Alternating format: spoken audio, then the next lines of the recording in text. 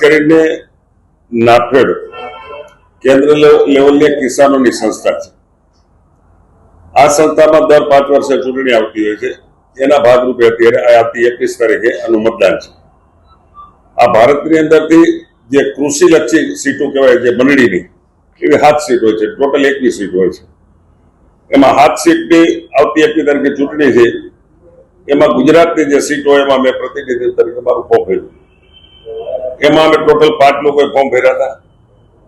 અમારા પાર્ટીના આગેવાનો, સહકારી ક્ષેત્રના બધા આગેવાનો મળીને નિર્ણય કર્યો કે આપણે બધા બિનહરીફ કરવું છે। એના કારણે બધા ફોર્મ પાછા ખેંચ્યા પ્રેમથી અને હું બિનહરીફ છું। ખાસ કરીને ગુજરાત ટોટલ આનો મતદાર છે 556 ની આજુબાજુમાંના મત છે પૂરા ભારતમાં। તેમાં 298 મત તો ખાલી ગુજરાતના છે અને 298 માંથી 198 રાજકોટ અને મોરબીના છે। એના કારણે બધાએ સામૂહિક નિર્ણય કર્યો કે ગુજરાતના મત વધારે છે, એમાં ખાસ કરીને રાજકોટ મોરબીના મત વધારે છે। એના કારણે બધા સહકારી આગેવાન દિલીપભાઈ હોય, નરેશભાઈ હોય કે અમારા રાજ્યની બેંકના ચેરમેન બધાએ ભેરા બેહીને નિર્ણય કર્યો। એના કારણે ગઈકાલે બિનહરીફ થયું છે।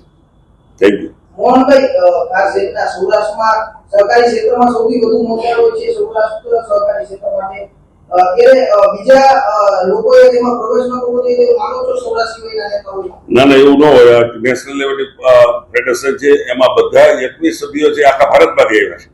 ગુજરાતના તો 2 જ પ્રતિનિધિઓ, એક ફેડરેશનના અને કૃષિલક્ષી। એમાં જેઠાભાઈ જે ભરવાડ હાલના MLA છે, અમારા પાર્ટીના એસેમ્બલીના ઉપાધ્યક્ષ પણ છે, એમને બિનહરીફ થયા છે પણ। અને ખાસ કરીને આપણી સંસ્થામાં વધારે સૌરાષ્ટ્રના મતદારો છે એનું મુખ્ય કારણ એ છે કે વલ્લભભાઈ પટેલ વર્ષો પહેલા આ બધી સંસ્થાની અંદર વલ્લભભાઈ હોય, રમણીભાઈ ધામી હોય, આ દિગ્ગજ નેતાઓ વર્ષોથી આ સંસ્થાઓ સાથે જોડાયેલા હતા અને વધારે કૃષિ ક્ષેત્રને કિસાનોને ફાયદો મળે એના માટે આમાં સભ્યપદેને લીધેલા। એનું દર વર્ષે ડિવિડન્ડ અપાતું હોય છે। આ સહકારી મંડળીઓને રશિયનના કારણે સારામાં એવું ડિવિડન્ડ પણ મળતું હોય છે। ત્યાર પછી વિઠ્ઠલભાઈ આવ્યા, વિઠ્ઠલભાઈ પછી દિલીપભાઈ આવ્યા, દિલીપભાઈ પછી જયેશભાઈ આવ્યા, મગનભાઈ વડાવિયા અમારા મોરબી એપીએમસીના ચેરમેન હતા, રાજકોટ ડિસ્ટ્રિક્ટ બેંકના વાઇસ ચેરમેન છે, એ પણ ક્રિપ્કોમાં ડાયરેક્ટર છે, નાફેડમાં પણ ડાયરેક્ટર કઈ ટર્મમાં હતા। નાજીભાઈને મને તક આપી છે, એના કારણે હું આમાં બિનહરીફ ચૂંટાઈ છું। મોહનભાઈ, આજ લાગે છે ત્યારે વર્ચસ્વની લડાઈ છે કે સૌરાષ્ટ્રના જે સહકારી ક્ષેત્રના આગેવાનો, ઉત્તર ગુજરાતના, દક્ષિણ ગુજરાતના, શું કહેશો આને લઈને? ભાઈ, આમાં અસ્તિત્વની લડાઈ ન હોય। આમાં જે અત્યારે ફોર્મ ભર્યા હતા એ હું એમ કહી શકું કે ખરા દિલથી એ લોકોએ મને શુભેચ્છા આપી। જે ફોર્મ પાછા ખેંચ્યા છે એમાં દક્ષિણ ગુજરાત પણ હતું, મધ્ય ગુજરાત પણ હતું અને ઉત્તર ગુજરાત પણ હતું। આ બધાએ સામૂહિક પ્રેમથી ફોર્મ પાછા ખેંચ્યા છે। આમાં અસ્તિત્વની લડાઈનો પ્રશ્ન નથી કે જેઠાભાઈ આવ્યા એ મધ્ય ગુજરાતમાંથી આવ્યા છે, એ રીતે હું આવ્યો સૌરાષ્ટ્રમાંથી આવ્યો છું। આ સંસ્થામાં 2 પ્રતિનિધિ ચૂંટાણા છે, એક મધ્ય ગુજરાત અને સૌરાષ્ટ્ર। સૌરાષ્ટ્રનું વજન ક્યાંક છે? ભારતીય જનતા પાર્ટી દ્વારા મેન્ડેટ આપવામાં આવ્યું હતું, જયેશભાઈ છે તે મેન્ડેટ વિરુદ્ધ ગયા અને એમની જીત થઈ। આનાથી એક વાત છે કે ભારતીય જનતા પાર્ટી છે આનાથી બચવા માટે આ વખતે નાફેડની ચૂંટણીમાં મેન્ડેટ નથી આપ્યું, એટલે તમે બિનહરીફ ચૂંટાઈ ગયા।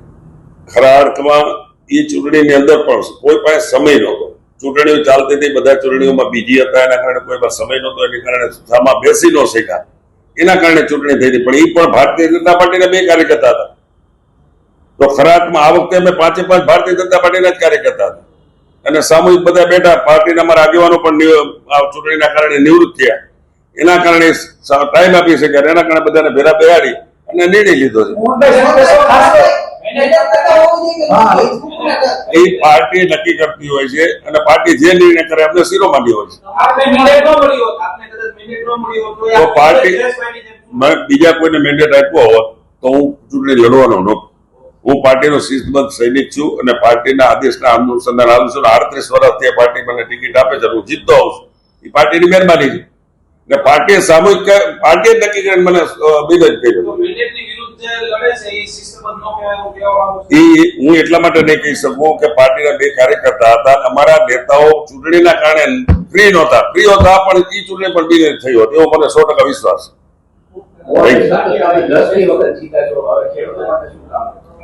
આ સંસ્થા ખેડૂતોની સંસ્થા છે અને નાફેડ સંસ્થા ખરા અર્થમાં આમાં મને ડાયરેક્ટર પદ મળ્યું એનું ગૌરવ મને એટલા માટે છે મિત્રો, મારે પૂરી વાત કરી છે. 2014માં કેન્દ્રમાં મને કૃષિ અને સહકાર મંત્રી બનાવ્યો. ત્યારે નાફેડ બંધ કરવાની કોંગ્રેસના વખતમાં ફાઇલ ચાલતી હતી અને જો મંત્રી બન્યો 10 જ દિવસ બેઠા હતા અને આ ફાઇલ મારી સાઇનમાં આવી ત્યારે મેં જોયું કે નાફેડ બંધ કરવાની ફાઇલ છે એટલે મેં પીએમ સાહેબનો ટાઈમ લીધો. મને 2 જ કલાકમાં એમને ટાઈમ આપ્યો. ફાઇલ લઈને પીએમ સાહેબ પાસે ગયો. મેં પીએમ સાહેબને આખી વાત કરી. એને એમ કીધું કે નાફેડ ચાલુ રહેવું જોઈએ. એટલા માટે આખા ભારતમાં નાફેડ એટલું જ એવું નેટવર્ક છે કે કિસાનોની જળસી ખરીદવાનું માર્કેટ સંભાળી શકે એવું નાફેડ એક જ છે. તો નાફેડ બંધ ન થવું જોઈએ એના માટેની એને કમિટીએ ઘોષિત કરી. જેટલી સાહેબ અમે 2 મંત્રીઓ હતા, 7 સચિવો હતા. આ કમિટીએ 3 મહિનાની અંદર 5-6 વાર કમિટી મળી અને નાફેડ ચાલુ રાખવાનો નિર્ણય કર્યો.